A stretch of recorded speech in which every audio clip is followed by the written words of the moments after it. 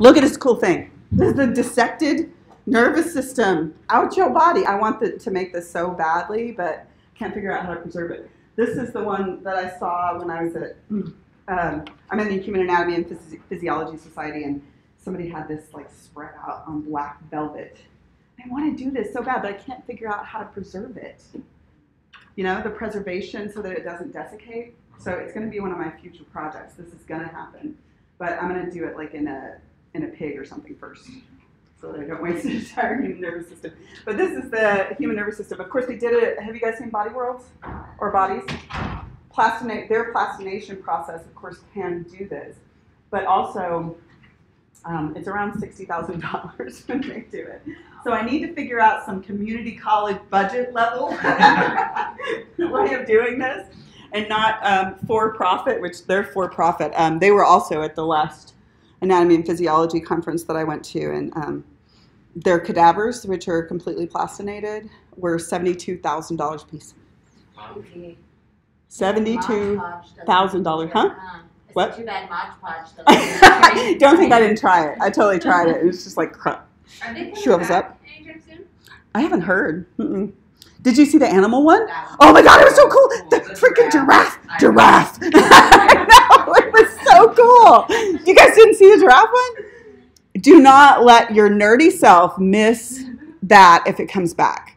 It was Body Worlds with animals. There were some humans too, but the animals were so fascinating. Oh, I know. And I took my kid, and it was a while ago, right? It was like 6 or 7 years ago. He was polite enough to go around and tell everybody, I can tell that's a girl because I can see her breasts and he's got testicles. Thank you, Evan. Everyone needed that. So he was just going to be a tour guide. He's the cutest damn kid, and he just was raised by me. So that's what happens. Okay, so last thing we talked about was that, right? Sympathetic, parasympathetic nervous system, which goes under the autonomic nervous system. We're going to come back to that after it's in the third set of notes, nervous system notes. And now what we are going to do is move on to nervous tissue. The nervous tissue, it sounds like it's going to be boring, but I promise it's not. So when we move on to nervous tissue, so we're moving away from like looking at whole nerves, and we're going back to looking at tissues and cells. So this should be kind of familiar to you because, of course, you know that when you look at nervous tissue, primarily you've got the two different categories of cells, right? You've got neurons, which are big, and then glial cells, which are smaller but more abundant. FYI, as far as proportionality in the central nervous system, it's about 50% by weight neurons and 50% by weight glial cells. There's fewer neurons, but they're way bigger, and there's more glial cells. Now, glial cells here don't look like much of anything, but there's actually 6 different categories, and we'll learn about the categories today. But first, we're going to concentrate on our friends, the neurons. The neurons get all of the attention because your neurons are the reason that you are human. Like, the cerebral cortex neurons are the ones that are the reason you have the personality that you have, or you're as smart as you are, or you're as dumb as you are, or you're as ditzy as I am, or the reason that you've got anxiety, or the reason you're a sociopath. It's all related to neuron. I mean, might not be, but all related to neuron function, right? So they get a lot of research and a lot of money. They are the stars of the nervous system. They, however, we will see today, cannot function without a completely engaged support staff, which is your glial cells. But let's talk about the neurons first. So neurons are little prima donnas, and we looked at our neurons before. We're going to come back to this picture in just a second, but let's look at the picture that we looked at last time. So here's your 2 neurons, right? And here's their entire support staff. They're prima donnas. They are very, very specific about their needs. They need almost a constant supply of oxygen and almost a constant supply of a specific nutrient, or they get pissed off. Almost exclusively glucose. No ability to do anaerobic cellular respiration. Tell me what I mean by that. Has to go through the stroke blessing. You got it. What? They need oxygen to make ATP. So what happens, for instance, to my brain if I cut off oxygen for a decent amount of time? My cells die, right? And the important thing about that is that the cells are generally amitotic. almost all of your neurons are amitotic, meaning that if I had a stroke and the cells die, they're gone. They're gone for good. Okay? So they also have a really, really high metabolic rate, meaning they're really energetically and oxygen expensive, right? They use boatloads of nutrients and boatloads of oxygen, and they're really specific about what they like. So very high metabolic rate, require constant supply of oxygen and glucose. I'll come back to these two in just a second. For all practical purposes, they are all amitotic after fetal development, but you know there's an exception because there's always a freaking exception in that nervous system. There are a few neurons, regions in the brain that they figured out that still can go through mitosis, but just assume that you're not going to get them back. There's a few little regions that can't. Most of your neurons are so amitotic that they don't even have any centrioles. Do you guys remember what centrioles are? The stuff that pulls them apart. Yeah, to pull the nucleus apart for cell division. So they don't even have any centrioles. So they're amitotic after fetal development, so you better protect them. That also means that they have to live as long as you live, right? If they're amitotic after fetal development, they have to live 100 years. I think the oldest person may have been 123 or 126. So your neurons have to go, what the hell, who would you hang out with at 126, right? Your oxygen tank. Yeah. So they have to live as long as you live. And like I said, they almost exclusively prefer glucose as their nutrient. We used to say exclusively, but now we know that they can burn other nutrients for ATP, but they get pissed when you make them do that. Has any of you guys ever tried like the ketogenic diet or the Atkins diet or anything like that, in which you try to switch from burning carbs, which is what your brain likes, right, to burning other things? I don't know what your experience was. Oh my God, the smell too. Like, it's a good birth control because you smell so bad. Your like breath smells bad, your sweat smells, everything smells bad. But in addition, I don't know if you guys have the same experience. When you are switching over from burning glucose, which is what your brain likes to burning ketones, which actually come from fat primarily, your brain is mad at you for making it switch. And you're me, as dumb as a stick, and just mean as a spider too. I couldn't figure out how to work a doorknob, and I would just like kick it, be like, and walk into the kitchen. I'm like, why is all this crap here? And my kid's just doing everything wrong. So as you're going to the switch from burning glucose, which is what your brain prefers, to burning something else, which your brain can do, it has to go through this period in which it makes all of the enzymes necessary for burning ketones. And when you don't have very many of them, then your brain is kind of starving, right? And then if you do it for a little while, you'll make all those enzymes, you'll be able to live that way, right? As long as you don't kill off your liver and your kidneys in the process. So don't try that diet if you've got gallbladder problems, liver or kidney problems, because you can kill off any one of those by doing that diet if you have those problems. Anyway, so the other thing that's special about nervous tissue is what it can actually do. Nervous tissue, and neurons specifically, can take almost any kind of input and make it into electrical stimulus that your brain can interpret. So it's really like a translator. And what do I mean by translator? I hit my eyeball, the retina of my eyeball, with a photon. I have literally no idea what the hell a photon looks like. But what it does is it converts that light into an electrical stimulus that it sends to my occipital lobe to tell me that I just saw a tree, right? So it can receive almost any kind of stimulus and convert it into something that your brain can understand. It can do it with touch, it can do it with temperature, right? It can do it with pressure, it can do it with sound, it can do it with chemicals, which is what taste is. So if I take a bite, Carrie just ate an orange, if I take a bite of an orange, what's happening is the chemicals that are bathing my tongue are being translated into something that goes to my brain and gets translated into orange. That was an orange, right? So it's pretty cool that your neurons can do that. And allows them to basically interact with all different kinds of stimuli. And the other thing that neurons can do is that they can cause other cells to have action potentials or stimulation. So if I were a neuron and Lauren was a neuron, I can release neurotransmitters and actually make her respond. So not only can they take in stuff, they can cause responses on other cells. So that's part of the reason that they get so much attention. And also just the nervous system is so damn interesting. Okay, so Now I want to talk about what neurons are doing. Just start simple with what neurons are doing. What neurons are doing is every single neuron during differentiation, embryonic and fetal development, a neuron will commit to its life of functionality.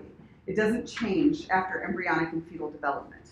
And there are 3 categories of neurons. The 3 categories of neurons are this one. If you look at this picture, what's happening in this picture is she's got an itch, yeah? And she's going to respond by scratching it, right? So we're going to do the story that we already told. Information in, integration, information out, right? Okay, so the neurons are committed during differentiation to be either information in, which makes this a sensory or what afferent neuron?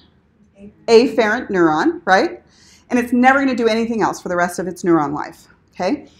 This one is between 2 neurons, and consider it the one that decides, subconscious, but decides whether you respond to the stimulus or not. Kind of like a switch on a computer, 1, 0, yes, no, okay?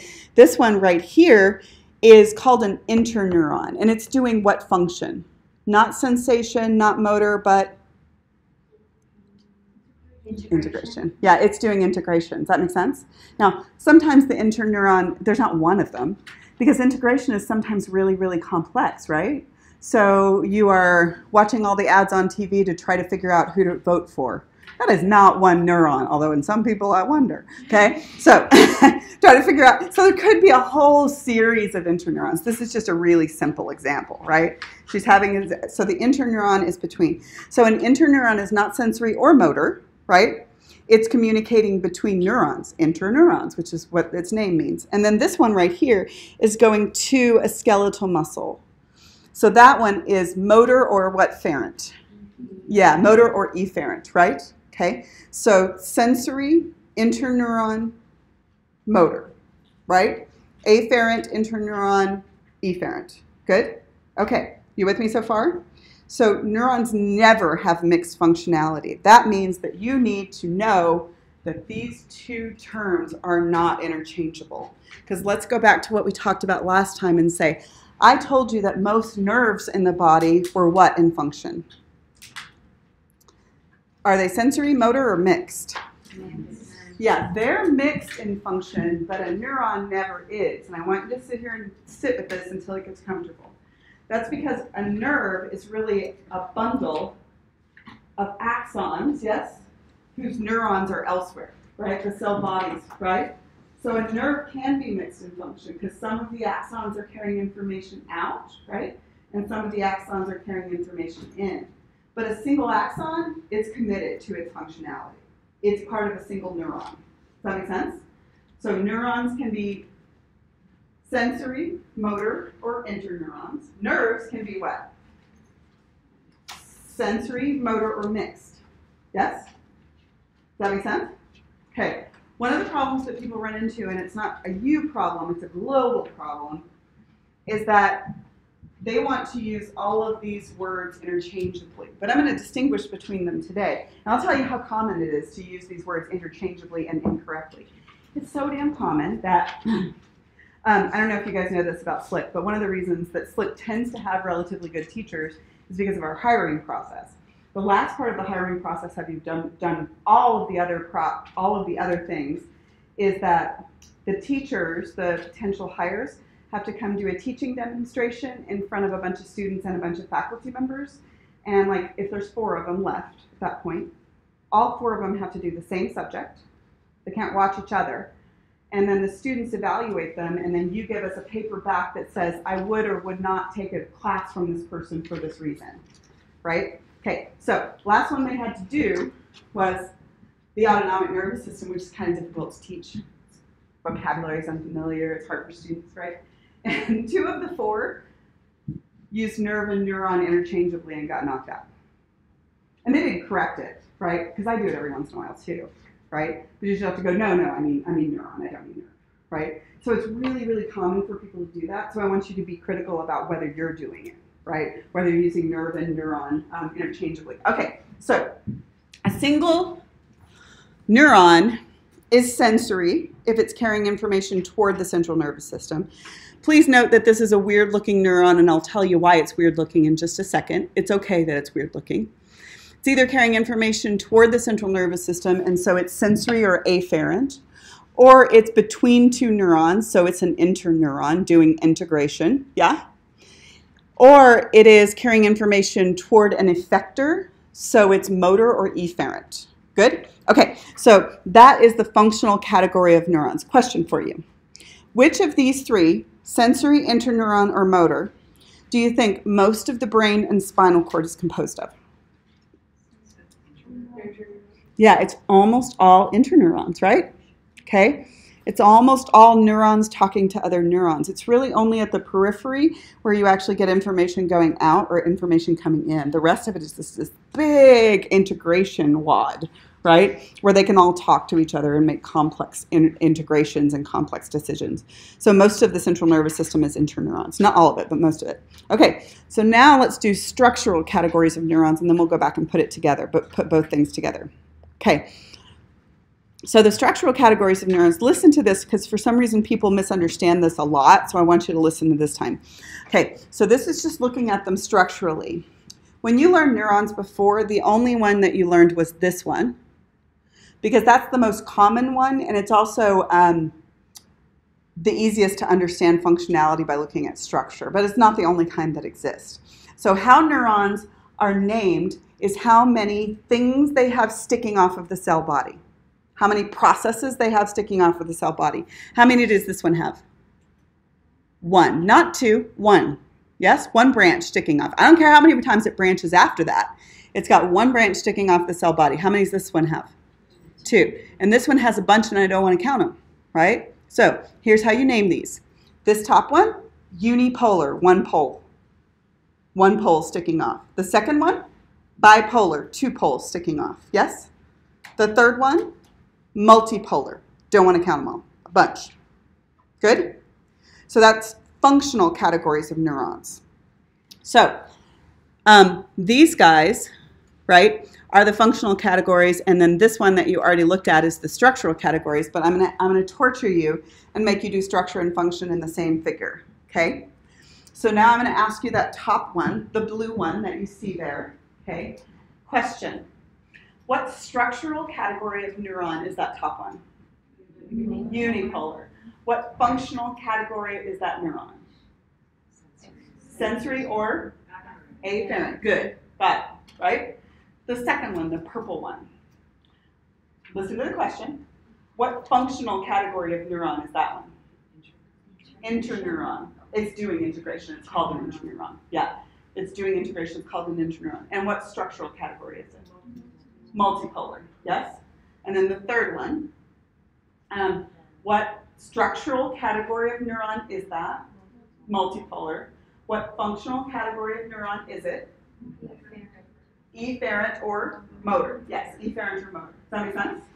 Okay, so you're only seeing two of them as far as the structural categories there, and I'll talk about why in just a second. This one is actually relatively rare. It occurs primarily in the retina of your eye, so it's not part of that story that we just told. They do exist. They don't occur very commonly. I want to talk briefly about why this one right here, this unipolar one, is where it is, why it's part of that. So I want you to think about it for just a second. So she's feeling an itch here, and then she's responding by doing this, okay? If the sensory neuron were multipolar, that would mean its cell body would be all the way out here by the skin. Is that a good place to put a neuron cell body? No. So if I instead use a unipolar one, I can actually put the neuron cell body almost all the way in the spinal cord. It's right next to the spinal cord in a ganglion, right? Far more protected there. Does it make sense to you that quite often sensory neurons are unipolar? It allows you to take dendrites and put the cell body way far away from the dendrites. Everybody okay with that? Okay, so let's go back one more time and talk about a couple of things just so that you don't get confused later. So this one, you understand the bottom one, right? You know that the dendrites are here and there's a bunch of them and they're carrying information toward the cell body. And you know that there's only ever one axon, it's carrying information away, and that makes sense to you, Okay, for those of you who have had phys, the reason dendrites and axons are different is not because of how they look histologically, but because dendrites have receptors, yeah? So they're receiving chemicals. And axons, for those of you who have had or are having phys, axons have voltage-gated ion channels so they can send the signal. But for those of you who haven't had that, blah, blah, blah, blah, blah, okay? Doesn't make any difference to you now, it will later. Okay, but that's why, although it looks arbitrary to call one or the other, it's not arbitrary. It's physiologically, they're different from one another. Okay, so with that in mind, this guy right here, they call these dendrites, they call this an axon. How the hell could you tell the difference? You can't, right? But I'm telling you, physiologically, they're actually different, right? The dendrites have a whole bunch of receptors on them, and the axon has the ability to send an electrical signal really quickly, called an action potential, okay? So with this one, what happens is the cell body is just not between the axons and the dendrites. Good? So it's like set off to the side. Everybody good with that? Okay. Now, you don't have to label them unless they've got some information that allows you to label them. But you could label them here, couldn't you? I mean, not that I'd make you, but just theoretically. Wouldn't you know that these are the dendrites? Yeah? This is the axon? Yeah? I wouldn't make you do that. I usually make you label a multipolar one because you're used to those. But now, with this one, dendrite, axon, and again, they look the same histologically, but physiologically they're different because the dendrites would have receptors to receive neurotransmitters or chemicals, and the axons would have voltage-gated ion channels to send them out. So unipolar, bipolar, multipolar. But we're going to concentrate on the common one that you're familiar with, which is the multipolar one. Okay, so I'm going to show you a picture, and I'm going to say, okay, can you identify this neuron structural category of neuron? Yeah, it's multipolar. Can you, from this picture, identify the functional category? Why not? Why can't you? Yeah, you can't tell when it's in isolation whether it's communicating with the muscle or receiving information from a sensory receptor or between two neurons. So in isolation, you really can't tell functionality of a neuron. Does that make sense to you guys? Okay, so all you can tell about this one is that structurally it's a multipolar neuron. And of course you know which direction information is flowing because you know dendrites first and then axon, right? But other than that, you can't tell anything else. Okay, so let's meet the details about multipolar neurons. So stuff that you already know. You already know that the neuron cell body is called the soma, and that's where most of the organelles are. Does anybody remember what the chromatophilic substance is? Do you remember? I covered it briefly when we did the histology stuff.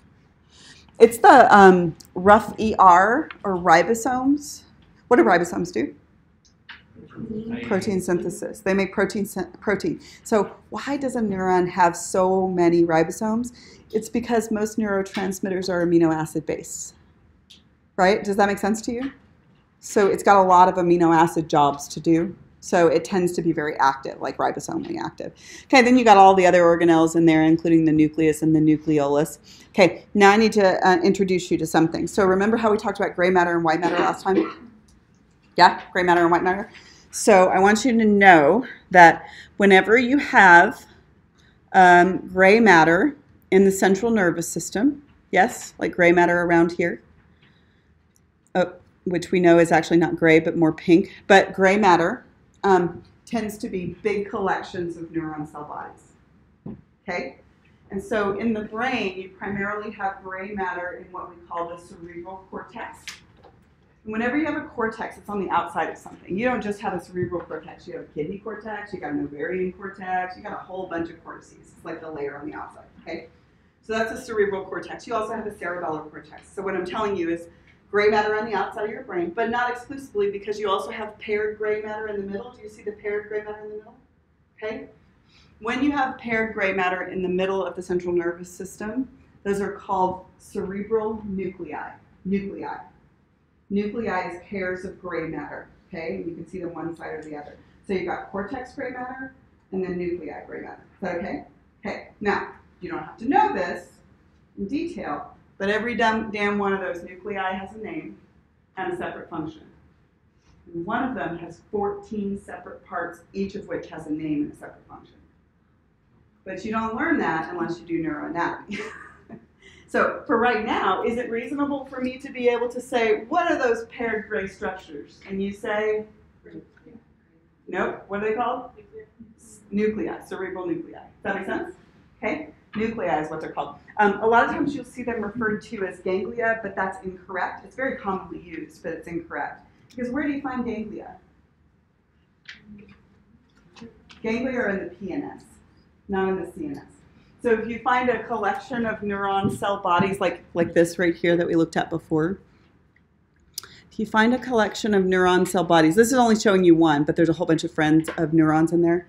If you find a collection of neuron cell bodies outside of the central nervous system, it's called a ganglion. Inside of the central nervous system, it's either cortex or nuclei. Good?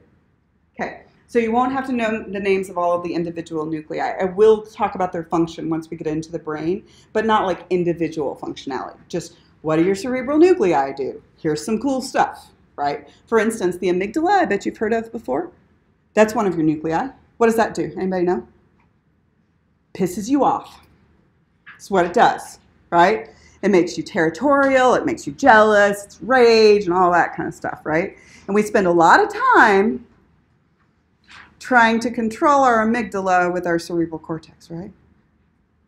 Right? Unless you're just one of those people who actually slugs someone every time you think of it, right? You probably know people like that, but I think of smacking people, and I almost never do it. Like rarely do I smack anyone, but a lot of times I think of it. I think the amygdala is really active in traffic, don't you? Right? Super active in traffic. Okay, so that is nuclei and ganglia. There are fewer ganglia than there are nuclei because there's fewer cell bodies in the peripheral nervous system than there are in the central nervous system. And now let's look back to our multipolar neuron and identify dendrites and axons and other things. So you already know what the dendrites are. Now I'm just going to tell you that the dendrites, like as I mentioned, there can be more than one dendrite. What tends to make them a dendrite is that they have receptors. Remember learning about cell membrane receptors in 1610, right? They have a whole bunch of receptors on them, so they are good for receiving information. Receptors, yes? And then the axon, there's only ever one of them, meaning that, and this is important, only ever one attachment for an axon. It doesn't mean it can't branch afterward. It means that this one can't be an axon and that one can't be an axon, right? Only ever one axon. It can branch as many times as it wants, okay? The axon is about carrying information 250 miles an hour fast away from the cell, okay? Our fastest axons go about 250 miles an hour. They're really, really good at transmitting information. The portion of the axon where it attaches to the cell body is called the axon hillock. Again, for those of you who have had or having physiology, the important part about the axon hillock is it's the first place that you find voltage-gated ion channels, okay? For those of you who haven't had it, don't worry about that yet, okay? It's really electrically active, okay? Now, I'm going to come back to the myelin in just a second, but let's talk about what you find at the end of every axon. At the end of every axon, it always branches. So imagine that I am the cell body, yes? Here's my soma. Here's my axon. Information's going that direction. At the end, I'm always going to branch. The branches are called axon telodendria. Telo means end. Dendro means fingers. So literally the fingers at the end. Does that make sense? Only these fingers look like ET fingers instead of my fingers. They got little bulbs on them, right? Now, I'm getting old enough that I don't know if you guys have seen ET, but you should, right? People stopped getting my references on my, because when I started teaching, I was 27, and my students were like within, my first faculty job was 27. My students were like within 5 years of me. And now you guys are all, I get older and you stay the same age. It's rude. You should have better manners than that. Okay, so at the end, the little bulbs, nobody can decide what to call those. I'm sorry, they are called something different in every damn textbook. Synaptic knobs, axon terminals, terminal boutons. The important thing is the reason that they're bulby. What's stored in there? What's stored and released? Neurotransmitters, yeah. They store and release neurotransmitters. That's how you're actually going to communicate with the next cell. So if I'm a cell and you're a cell, what's going to happen is my dendrites, here, right? Dendrites bring the information in through my cell body out, and then I spit neurotransmitters at you and you catch them on your dendrites, right? So we can communicate with one another that way. Good? So that's the terminal boutons, synaptic knobs. Every anatomy textbook calls them something different, and then the physiology textbooks don't even care what the anatomy textbook says. But they all do the same thing. They all store and release neurotransmitters. And I will use the term that your textbook uses, but realize that it's arbitrary. Nobody can decide. Okay, the other thing that is important, and this is kind of interesting to me, I'm just like obsessed with neuroscience anyway, it's my favorite, is that axons always branch at the end, but sometimes they branch in the middle. And you can form new branches anytime in the middle. That is called synaptic plasticity, and it is the ability of your brain to change connections. So here's what I want. This is a total oversimplification. But if we imagine that me, a neuron, is an experience that you had, right? And you were a different experience that I also had, right? And I've never really made a connection between the two of them before. But then I take anatomy or physiology, and in physiology, for me, for those of you who have had phys, wasn't it just like making connections between every class that you ever took? You're like, oh, oh, oh, oh. So that's what phys was like. So for me, that's why I love phys. So what happens is you physically change the structure of your brain when you connect one packet of information to another packet of information. And how do you do that? I do that because I already had an axon, and now I'm going to say, oh, I see how that's connected to that thing that I learned in 1610. Yes? I physically make different connections. And then if I make a different connection to her, I can form another branch. And if I reinforce the connection, I actually form more branches. So it's a faster recall between the two of them. So interestingly, some of the things that they've only been figuring out in about the last 10 years with neuroscience is you are physically changing the structure of your brain when you learn. You're not getting new neurons, but your neurons are branching differently. So Does that make sense? The brain grows from like an infant to... Yeah, there's a couple of different things. So let me talk about that. Okay, so first thing is I can make connections. And then the more I reinforce something, the faster the connection. Because instead of me hooking to her one place, right, I can form two different branches. And that means that when I'm trying to stimulate a response in her, if I have 6 branches instead of 2, you get a faster response, right? That makes sense? It's called synaptic plasticity. And the more you reinforce something, the better connections you make, and the more permanent the connections are. And you've had that experience in your life, right? Do something once, you may not remember it, right? Do it 25 times, you're probably going to remember it. It becomes one of your habits or one of your hobbies, you're probably never going to forget it, right? In all likelihood. So this is called synaptic plasticity, and we can change the structure of our brain. It's different at different times in our lives. One of the fascinating things that they have figured out is that adolescents, oh, they get such a bad rap, man. And I have 3 of them at home. I've got 12, 17, well, the 18-year-old's gone, but he still like needs money and can't figure out how to feed himself. They get a bad rap, but here's what happens during adolescence. In the pre-adolescent phase, what happens is you get this bloom of synapses. You have all of these synapses that are making connections to all different places in your brain. And it's way more than you are going to maintain for the rest of your life. And then what happens during adolescence is you start what's called synaptic pruning, right? So you have so many, but now you need to prune your tree so you can make it grow better fruit, right?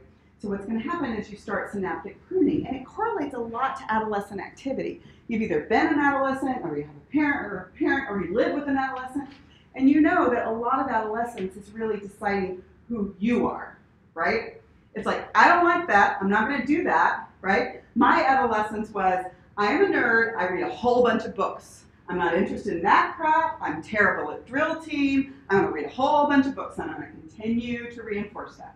Really interested in English literature, hate classical music, love punk rock. That's me, right? And you continue to reinforce and prune out the stuff that is not you. And that's a large part of what is happening in adolescence, which is part of the reason that like they're kind of meh a lot of times, right? Because that's actually part of what they're doing, right? And it's a really important time. It's also super irritating, right? Because they think you're a dumbass immediately by default. They're like, you literally have never learned anything. I don't even know how you're alive. I'm like, I kept you alive, so I must be good at something, right? But interesting, like all of that synaptic pruning is going on. So there's been some interesting neuroscience for those of us who are parents. And she's just got a little bitty baby. Do you have anyone else have kids? You got stepkids. You got kids. Okay. So One of the things that it's really important is during the pre-adolescent and adolescent phase is to give them lots of exposure to lots of things that they could love. So music lessons, sports, all that kind of stuff, assuming that we're privileged enough to provide those things for our kids, but at least you could read a different kind of book to them, right? You could at least do that, right? Because the things that they actually are exposed to in adolescence tend to be the things that they reinforce and get super duper good at, right? It starts with that synaptic pruning, which is why my terrorized children have had to do at least one athletic thing and 2 music lessons since they were 5. They're like, I hate everything about you. I'm like, it's fine because you're going to be brilliant, right? Because I grew up poor and I didn't get any of those exposures. So adolescence is a fascinating time, and it's really interesting because it is the time we give them so much crap and we assume that they are not capable of much. But it is the time that you're probably the most creative in your life. You're more likely to start a revolution because you believe it's possible. You're more likely to write music when you're an adolescent. You're more likely to piss off your parents, break a bone, get arrested, try some drugs, have sex you shouldn't have, right? All in that time in which you're synaptically pruning exactly who you're going to be. So it's like evolutionarily a really, really interesting time neurologically. And you just kind of have to hold your breath until they get through it, right? You're like, here's a condom, make good choices, I love you very much, don't drink and drive, that music sucks, I know you like it, it's awful, but whatever you have to do with them. And none of it worked with me. Like, you know, I was just like, and I'm still, if you think about it, you're not dramatically different than the person that you were like by 25. You're not dramatically different. Like, you kind of like fit into the person you're going to be. So that's synaptic plasticity and synaptic pruning. Your plasticity is really dramatically high when you're a kid, and then you get less synaptic plasticity as you age, right? You kind of like make a rut, and then you just continue to reinforce that rut. And as you get a little older, isn't it hard to try to make yourself try something dramatically different than anything you've ever done before? It's necessary, but it's kind of hard. That's one of the reasons travel is really good, and I know you like to travel, right? You get out of your element and you can't be in a rut because you don't speak the language and you don't know where anything is and you can't get on the bus, and then all of a sudden you're like super humble, and I feel all the synapses forming, right? Always figure out how to say please and thank you and where's the bathroom before you leave anywhere, right? Always, right? Okay, so that is synaptic plasticity. It's kind of an interesting thing. I talk about it a lot in phys as well. So I want to talk about this, which is the myelin sheath. Have you guys heard of the myelin sheath before? Okay, some of you have, some of you haven't. But you see it on there. It looks like sausage links, right, along the axon. The function of the myelin sheath, to sort of simplify, is it is a fatty coating that insulates the axon and allows for fast transmission down the axon. In the absence of a myelin sheath, a long axon will not get the transmission from point A to point B. If you're microscopic, you might not have to myelinate, but if you're long, you will. Here's the metaphor for that one. If you've ever made one of these things, either with your kids or when you were a kid, sometimes like science fair experiment. I want to take a potato and make it into a battery to light up this light bulb, right? And I got a copper wire. If the copper wire, if it's short, do you need to insulate it? No. If it gets really long and it has to run through a complicated structure, do you need to insulate it? Because if you don't, you're going to lose the charge or light the damn house on fire. So the deal with you is the longer the axon, the more need for myelination. If 2 neurons are right next to one another, you probably don't need any myelination. But if they are long, like the axons that go from this side of my brain to this side of my brain, you better myelinate them or else the transmission will never get through. Here's the other thing about myelin. Myelin is really just layer after layer of, really it's like the phospholipid bilayer from a cell that's wrapped around and around. So watch this and look at a single one of these and I'll show you how it occurs. What happens, this is one way you myelinate, there's one separate way, but it's similar. That cell, which is one of the glial cells, called a neurolemnocyte or Schwann cell, devotes its entire self to wrapping around and around and around that axon like a jelly roll. Do you see? And in the bottom, you've got this jelly roll that's primarily just layer after layer of phospholipid bilayer. Okay. A single layer of phospholipid bilayer is clear, like Saran wrap. But is a whole roll of Saran wrap clear? No, it's opaque, right? It's opaque and whitish. So wherever you have a lot of myelination, what you end up with is white matter. Yes? So all of this, the white matter, that is, for instance, and we were talking about this last time. Remember the example that I used is I'm doing this. And what I need to do is I need to get the information out to my arms, right? My hands.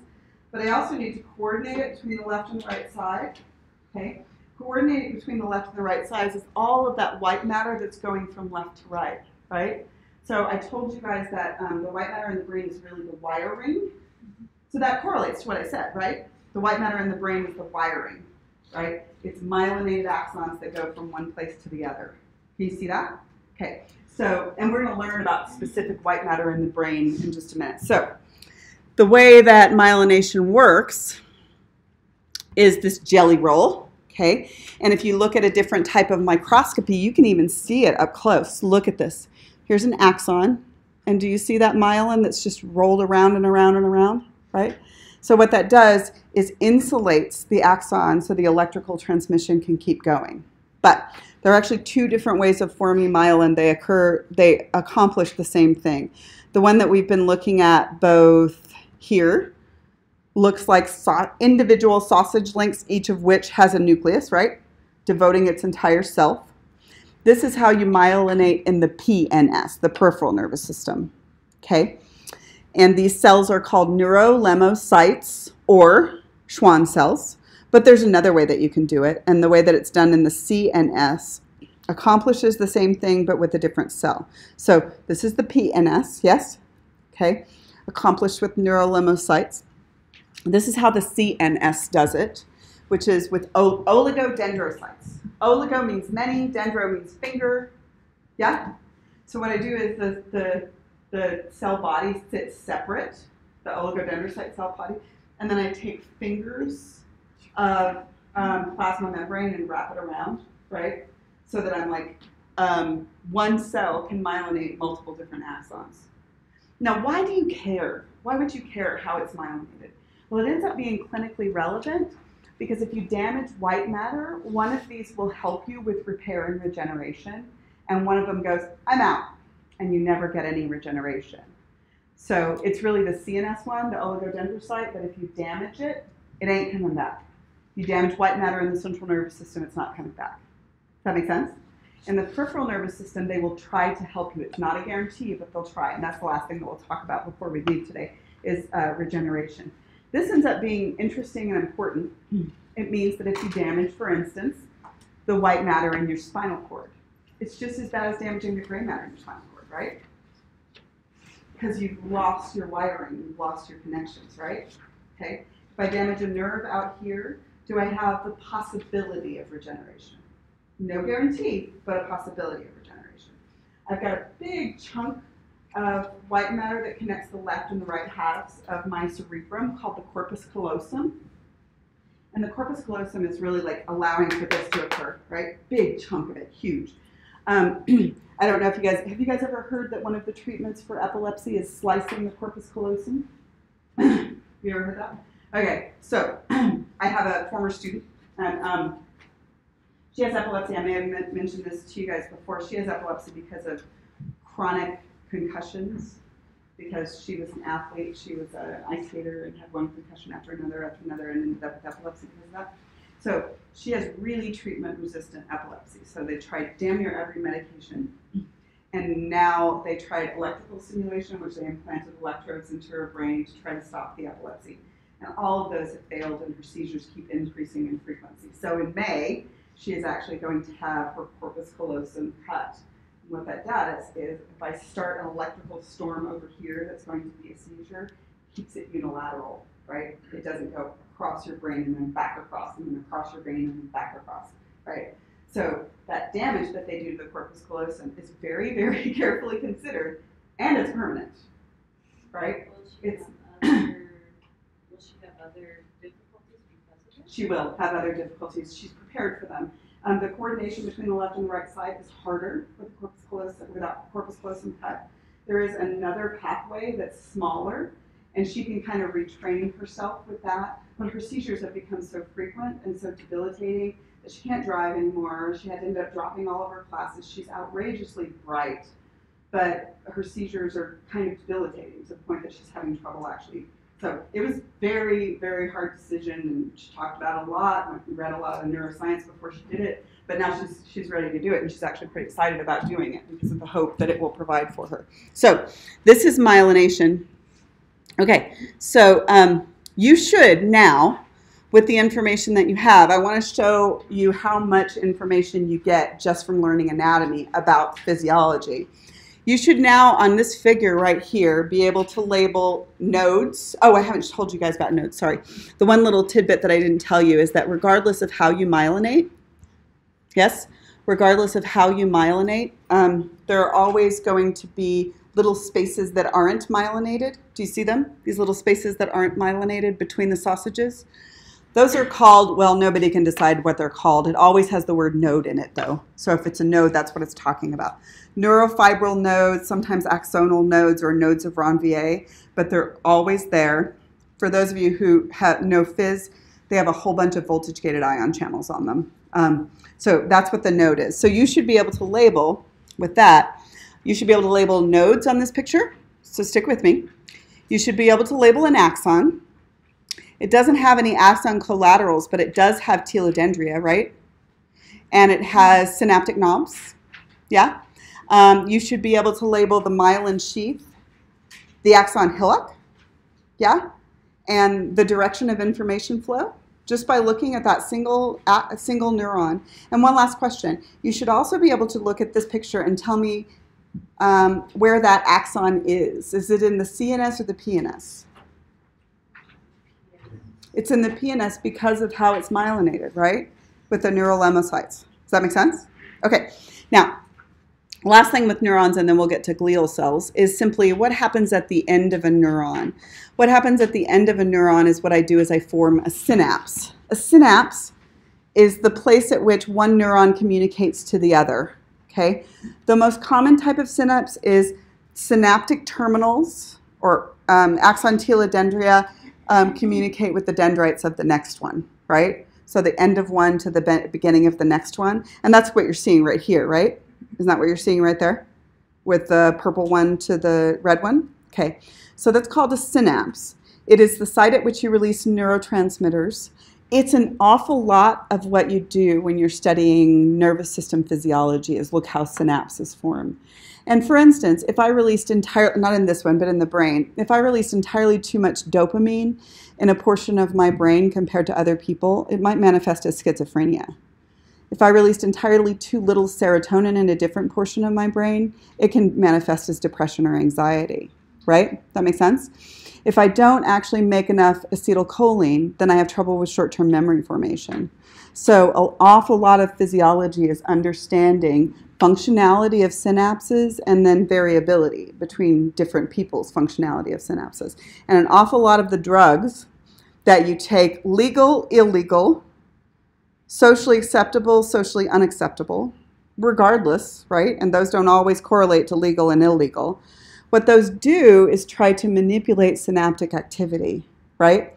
So, why do you, for instance, drink coffee if you drink coffee? Well, because it manipulates some of your synapses to work differently than they otherwise would. For that matter, why do some people like athletics? Well, because it makes some of your synapses actually release dopamine, and you like dopamine. Why do you like to have sex? Well, because it makes some of your synapses behave in a way that's pleasurable to you.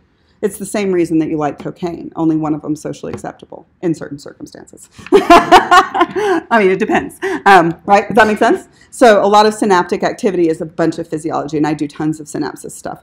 Okay, so now you are looking at a synapse. So look at this figure 3 in your notes, and tell me, can you look at that figure, even though it's not showing you the whole picture, can you look at that figure and tell which one could be called the presynaptic neuron and which one could be called the postsynaptic neuron? How can you tell? Explain it to me in your words. Well, the axon with the ET fingers Uh-huh. is attaching to the dendrites. So which one's pre?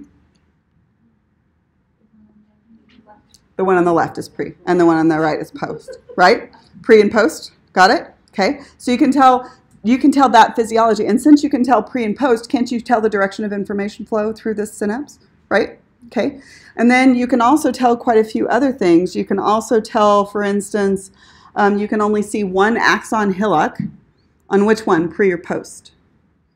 Post. You can only see one set of axon telodendria, pre or post? Pre, right? You can see one set of dendrites, and they're on the post, okay? And you can see myelin on both, right? But I don't have enough information from this figure to tell whether it's CNS or PNS myelin, right? Because it's not drawn in a way that you could actually tell the difference. Does that make sense? So the good part about learning all of this kind of like cellular nervous system anatomy is that, can you see that it keeps you from having to memorize as much with physiology? Because you can look at a synapse and you can go, okay, I know it's going in that direction. I know that neurotransmitters are going to be released here, right? I know that this one is actually responding. I know that the electrical signal starts there. So that's why we take the time to like do this in anatomy, so that it'll be easier for you in phys. Okay, so as far as types of synapses, there are actually 3 different types of synapses. We're really only going to concentrate on one of them. And actually, we're not going to even do that much detail on it. A neuron-to-neuron synapse is, of course, most common in the central nervous system, right? Neurons communicating with other neurons. That's called a true synapse. But neurons can also boss muscles around. That's called a neuromuscular junction, right? Or boss glands around, and that's called a neuroglandular junction. Everybody okay? And you talk about these a bunch in phys and these a bunch in phys, and I don't know why nobody really talks about neuroglandular junctions. They got to be important, but you had to leave something out, so I guess they leave those out. Okay, so you guys ready to talk about glial cells?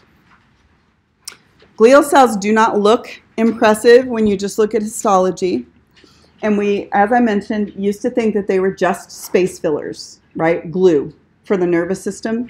But we figured out that they're so important that the neurons cannot function without them. So the metaphor that I use for glial cells is, let's go back to this picture for just a second and say, okay, these 2 are the stars right here, right? The neurons, they get all the attention, they release the neurotransmitters, they get all the research money, all that kind of stuff. But these 2 are so very specialized that they don't know how to do anything but be a star, okay? That's like the Olsen twins. They have literally been stars since they were infants. Do you think, for instance, they know how to send out their taxes? Do you think they even know, do you think they clean their own house? Do you think they do their own security? How much do you bet they don't know which side the gas goes in on their car, right? How much do you bet, right? Okay, it's because they're so very, very specialized that they have an entire support staff that supports their specialization. And if their support staff bugs out on them, are they going to be fully functional? Like, during the zombie apocalypse, what's going to happen to the Olsen twins? Like, they're going to get eaten first, and we know it, right? And it's fine, because they're good at what they do, right? But ain't nobody going to need a handbag, right? Which is, I think, what they're doing right now. They're doing handbag designing, right? So what they have is this entire support staff.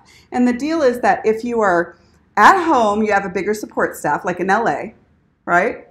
You have 4 different kinds of glial cells that are supporting you. But if you go on location in Namibia, right, you only get to bring like your hairdresser and your personal assistant, right?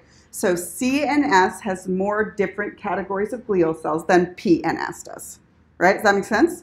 Okay, so let's talk about the 4 CNS glial cells. Ready? This guy right here is an astrocyte. And I want you to imagine that the astrocyte is controlling access and also providing structural stability. Maybe a bother. I don't know, right? So here's what we used to think that astrocytes did. Can you imagine why it's called an astrocyte, by the way? Why is it called that? Because it's kind of star-shaped, yeah? They used to think it was just like scaffolding within the nervous system, because it's like holding on one thing and holding on to the other. But we figured out that in addition to being scaffolding in the nervous system, it's also controlling what gets in and out of the capillaries. So it's controlling access to the central nervous system, controlling the permeability of, have you heard the blood-brain barrier before? Yeah, it controls what gets in and out of the capillary. If you need more glucose because you're working really hard, here's some more glucose. I'm going to transport some more. If there's something funky in your bloodstream and you don't want it to get in, shuts down access, right? So that's the astrocyte's functionality, kind of the butler, the gatekeeper, right? Okay. Then you've got your security staff, which is your microglial cells. Look at these little guys right here. There's a whole bunch of them. They're called microglials because they're the smallest ones. They look small, but they're freaking ninjas, man. They are protecting the nervous system. If anything gets in, they will whoop up on it.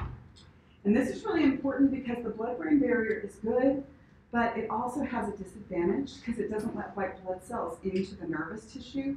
So you don't have the cops in there, so you got to have an internal security force. So that's the microglial cells. And they must work relatively well because how many of us have had central nervous system infections? I've never had one that I know of, unless I used to be way smarter and this is what I have left. And I can't tell because this is all I got left. Okay, so those are your microglial cells, right? So those are security force. We've already met the oligodendrocytes, right? Maybe communication directors, your PR person. They are controlling transmission. Do you see the oligodendrocytes, which is the white matter? Good. And then you've got one more, and I have no idea what metaphor would work for this because I never have come up with one. Okay, so the other one is these guys right here. Do you see these? These are called ependymal cells. So let me show you what those do. We'll get into them in more detail in the next set of notes. But you may or may not know that your brain has hollows in it. Do you see those hollow spaces within your brain? You may or may not know that your brain is hollow and your spinal cord is hollow. And inside the hollow is fluid called cerebrospinal fluid. Okay? Here's what ependymal cells do. What they do is they suck the very best stuff out of your blood plasma, meaning high concentrations of glucose, high concentrations of oxygen, all of the ions that you need for neurotransmission, sodium, potassium, calcium, all of that kind of stuff. And then they basically dump it into the hollows of your brain as cerebrospinal fluid. So your ependymal cells make your cerebrospinal fluid. That's what they do. Good? Okay. And the cerebrospinal fluid we will see circulates both within and also on the outside of your brain, your spinal cord. So that's your 4 CNS glial cells, and then you have 2 PNS glial cells. And your 2 PNS glial cells are these two right here, but we've already met one of them. We already know that the peripheral nervous system uses neurolemmacytes for myelination, like in your nerves. So let me just put that back together for just a second. This is a nerve. It's part of the peripheral nervous system. Now I know that this myelin is made with what kind of cell? Neurolemmacyte. Yes? Neurolemmacyte. Okay. And then the only other thing that you have is whenever I have neuron cell bodies outside of the central nervous system, they have sort of a multi-purpose assistant around them called a satellite cell. Do you see why it would be called a satellite cell? Yeah? And what does a satellite cell do? Well, whatever's necessary, right? You're on location. It's going to both get you your coffee, take out your garbage, clean your house. It does, basically, it tries to protect you as much as possible. It makes sure you have the nutrients that you need. It gets rid of the waste products that you're generating. It tries to do all of that, right? That good? So that's a satellite cell. You will find these, for instance, again, to reinforce in ganglia. Yeah? Because that's when you have neuron cell bodies outside of the central nervous system. Does this look like a ganglion to you? Yeah? A little blob right next to the spinal cord, right? Okay, so although they didn't show it in this picture, this guy would have had satellite cells around it as well. They just didn't show it in that one. Everybody okay with that? Okay. Are there any disorders associated with the nervous system that look like neuron disorders but are actually glial disorders? Yeah, there totally are.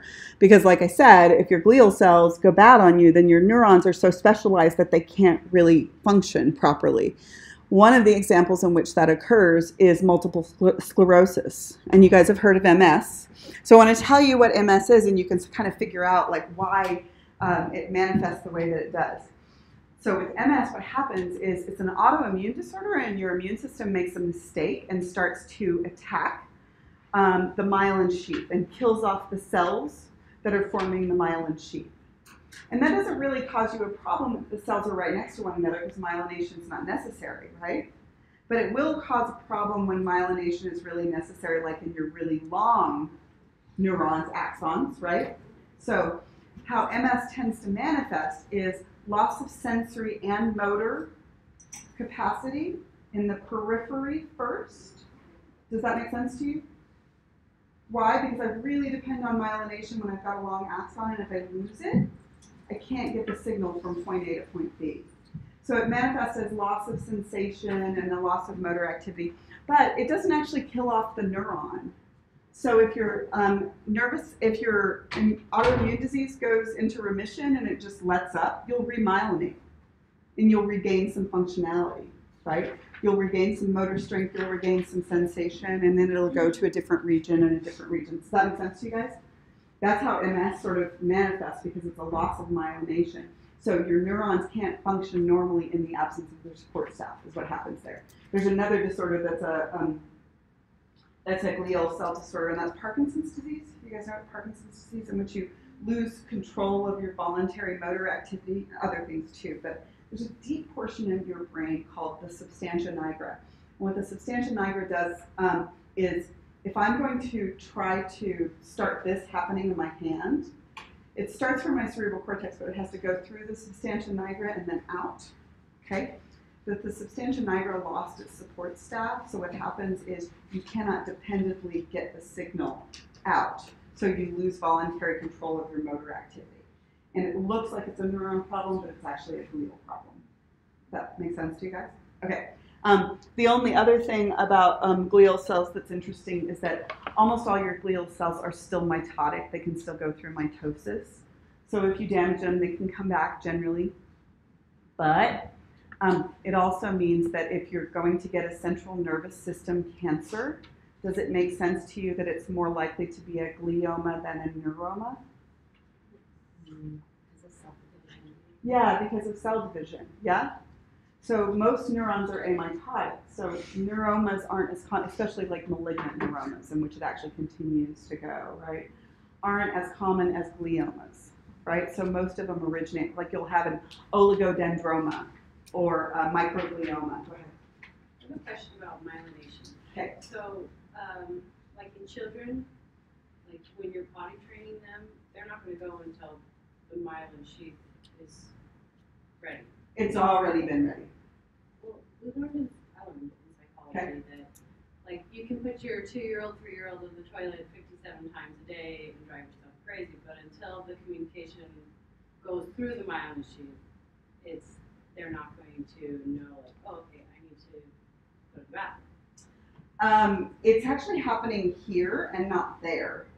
So what they need to do is make connections in the central nervous system, because the nerve is already myelinated to here. But you do need to make the connections here.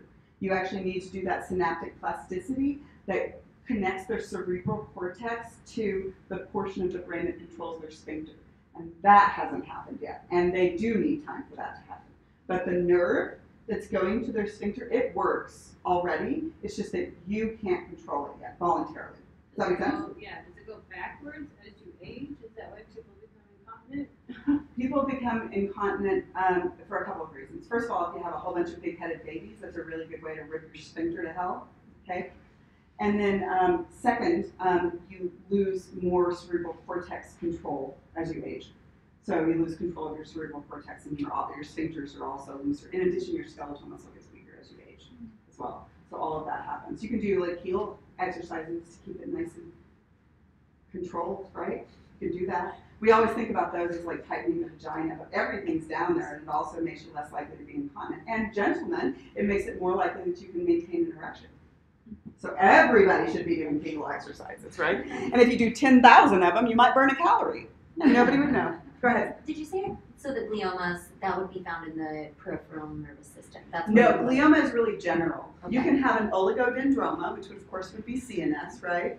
You can have a satellite glioma, satellite cell glioma. You could have a neurolemocyte glioma, right?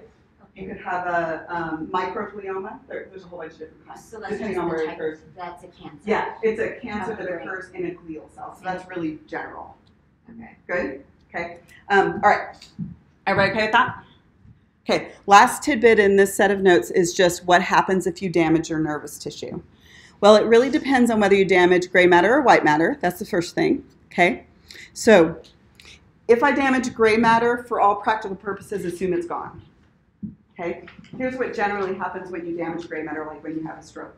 If I damage a chunk, have a stroke, cells die, they don't come back because they're amitotic. What generally happens is you fill it with the nervous system sort of equivalent of scar tissue, which is really just astrocytes.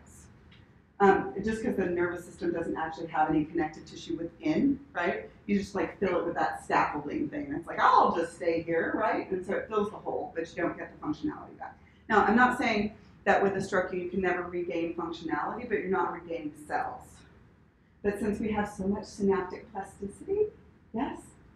If, for instance, I had a stroke and left side of my brain and I lost the capacity to speak initially, what can happen is because of synaptic plasticity, another portion of my brain may have the capacity to regain that functionality, but I'm never getting the structure back. So don't damage gray matter, but you do that, right? If you damage white matter and you damage it in the central nervous system, the damage is likely to be permanent. So if I damage my spinal cord, right, and that's CNS tissue, then I damage the white matter that was myelinated by oligodendrocytes, and they just go, I'm out, I'm not helping, right? And then you just fill the space with astrocytes. Good? But, I mean, not good. But if you damage PNS tissue, yes? Has anybody ever had nerve damage in here? Usually there's at least one person. Nerve damage? Okay. So you probably have experienced something like this. If you have nerve damage and you have a competent physician, they're not going to tell you, you will regain functionality in 6 months for sure. Because they can't say that, because it is actually an interesting little process. So if you damage a nerve, I don't care which one it is, remember that a nerve is a bundle of axons, right? And you may have damaged thousands of axons if you damage a nerve, right? But with each axon, here's what you have to accomplish in order to repair. And it doesn't always happen. So we're going to damage this one axon, but then we're going to realize that you may have done that multiple places. So here's what happens if you damage this one axon. This one happens to be motor. It looks like it's going to smooth muscle, but I want it to be skeletal, so let's say it's skeletal, okay? So what I'm going to do is I'm going to damage a nerve that's going like to my hand, okay? First question for you. Is that whole nerve likely to be sensory, motor, or mixed? Mixed. So in all likelihood, I would have damaged some sensory capacity and some motor capacity. So I may have had loss of sensation and also loss of muscular strength or something, right? And so this one happens to be a motor axon, but they weren't all in the nerve. So let's talk about what happens. So what happens if I damage a nerve is every single axon has to try to go through this process. So the trauma severs the axon, you cut the arm off, the body's still alive, the arm dies, right? The distal end, distal to the damage, it's gone, okay? But the cell is still alive, yeah? And if you give it a minute, it can start to bud a new axon, right? So it starts to swell and starts to grow. And then your friends, the neurolemmocytes, will try to hook you up. And what they will do is they will create a tunnel that goes to the sites that you were originally hooked up to. And the tunnel is cooler than we originally thought it was. We thought it was just like, hey, aim here. But it's actually attractive to the growing axon because it releases chemicals that are actually attractive. It's called chemotaxis. It's attractive to the growing axon, so it increases the likelihood that it'll actually hit the tunnel. And if it hits the tunnel and you've got time to wait, because this only grows 1 to 5 millimeters per day, and it can be this long, right? All the way down there. If you've got time to wait, it may eventually reinnervate.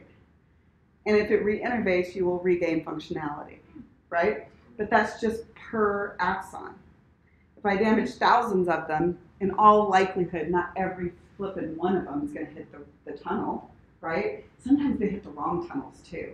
After nerve damage, sometimes weird things happen in which, like if I had sensation, because I'm trying to get the sensory ones to hit the tunnel too, I can do this and think I'm feeling it here. And why? Because it hit the wrong tunnel. It mapped to a different portion of my brain, right? So you can actually have things that occur like that. That's one of the reasons why after nerve damage, they try to put the nerve back together, but there's so many axons that they don't try to put those back together, right? They're just like, I'm pretty sure that this is about how it goes. And then they hope for the best. And most of the time they tell you it's up to 2 years to know whether you actually regain that innervation. that. And they don't really know how to tell you how much of it you're going to get back. Is that okay? Does that make sense? Okay. Questions? Would that be considered a process? It is a process. Yes, it is a process. One that you like? This regeneration. I love processes. You know, I go crazy on processes. So let's talk about experimental treatments for regeneration of nervous tissue. Obviously, since nervous tissue damage is really, really dramatically changes a person's quality of life, especially if it's CNS damage. You are not at all surprised that lots and lots of research has gone into what the heck can we do about nerve damage, about CNS damage. So what can we do? Well, there are a few things that are going on. First off, we are working on some artificial tunnels. If we can make a tunnel in the CNS that's kind of like the tunnel that happens in the PNS, that has like the right chemicals that are attracting growing axons, then maybe we can hope for remyelination and reinnervation in the CNS, right? As far as I know, that is still just in vitro, right? It's not in vivo. It's not actually happening in humans yet. I don't even know if they've tried it in animal models yet. There is another interesting thing that has been relatively successful, but is not going on very much in the United States anymore for reasons that are kind of interesting. Okay, so one of the other things that works for, at least potentially works for CNS damage is embryonic stem cell treatment. Okay, so let's talk about what embryonic stem cell treatment is, the misunderstandings, why it works, and what happened to the US research in embryonic stem cell treatments. So embryonic stem cell treatments, basically, when you're an embryo, I want you to think 32 or 64 cell stage before differentiation had occurred, right? Before you look anything like an organism and you look like a ball of cells, right? And you're at the microscopic layer, microscopic level. If you were inside a woman, you would not have implanted yet, so you couldn't yet have caused a pregnancy. So that's what we're talking about with an embryo, right? Okay, because I don't know if you know this, but pregnancy physiologically is defined not by fertilization, but by implantation, okay? Okay, so an embryo is undifferentiated, meaning that every single cell in that embryo could theoretically become any cell in the human body, right? They're called pluripotent cells, and they can become anything, right? By definition, because it's going to make a whole person if you implant it and it stays. So embryonic stem cell research is one of the few things that we know can actually make nervous tissue. So this, of course, research started on experimentation in vivo and then in animal models and then in humans. So how effective is it? Well, it's not always effective in humans, and you have to have it occur before scar tissue formation. Because if the astrocytes moved in there, it doesn't matter if you make the proper cells, you kind of got a block already with communication, right? They're kind of in the way of communicating between the two cells. So in rat studies, before they stopped doing this stuff in the United States dramatically, you can transect a rat's spinal cord, and I'm sorry, rat, but all of this happens in animals before it happens in humans, such that they lose sensory and motor function in their lower limbs, right, hind limbs, and implant rat embryonic stem cells from rat embryos, right? And by the way, you can grow up the embryonic stem cells, so you can take a single embryo and continue to grow them, so you have thousands and thousands and thousands of cells. So you inject those into the area, and they take the cue from the cells around them, and those rats had regained almost complete innervation within 2 weeks. So it's really, really a strong technology. So what the heck happened with it here in the United States? Well, there is a really common misconception and usage of terminology. And when George H.W. Bush, right? I'm from Texas, so I know him very well. He was governor when I was in Texas, and then he was president, and I voted against him every damn time I could. That wasn't hooked up to anything. He got confused and thought that an embryo was a fetus. And so he removed all federal funding from embryonic stem cell research, and all of the scientists who do embryonic stem cell research left the United States. And only some of them are starting to come back now. So what the heck is the difference between an embryo and a fetus, and where did these come from? And he believed someone when they told him that they were aborted fetuses. Well, first off, a fetus is differentiated, and it wouldn't work. Yes? You need something before differentiation. You need it before the cells have decided to be connective tissue or nervous tissue or anything like that. So you need it pre-implantation. Where do they come from? They come from IVF. That's where they come from. That's where they have to come from. You're not even allowed to make them just for research. So if I were having fertility problems and I chose to do in vitro fertilization, what they would do is give me medication like Clomid that would make me hyperovulate, yeah? And then I would get whatever sperm sample I wanted to use and do in vitro fertilization in which they actually fertilize them, and they let them grow up to 32, 64 cell stage. And then because it's really expensive and only has about a 25% success rate, it's about $10,000 a pop, IVF, may have gotten a little cheaper by now, and it has about a 25% success rate. I don't just do one egg, right? I do 15, 20, 25 if I can get them, right? And then I do multiple trials at implantation, right? You just shove it up there and see if it sticks, right? Shove it up there and see if it sticks. And then what ends up happening is you have a whole bunch of embryos left over, yeah? Because even in Utah, nobody intends to have 25 children, right? You're like, I've got other things to do. I have hobbies, right? So what happens is those embryos basically stay frozen, right? And then the couple can choose to donate them for research, right? They can choose to donate them to other infertile couples. But what generally happens is they just leave them frozen until they're inviable because they can't actually make a decision. That's what happens most of the time. So they don't come from fetuses. They come from in vitro fertilization. Women can still donate them, but almost all the science is going on overseas. It's not going on here anymore. So if I had a spinal cord injury in Israel, for instance, I might have access to immediate embryonic stem cell research treatment. But if it happened here, I'm unlikely to have the same access because you can't fly me after I had a spinal cord injury. Does that make sense?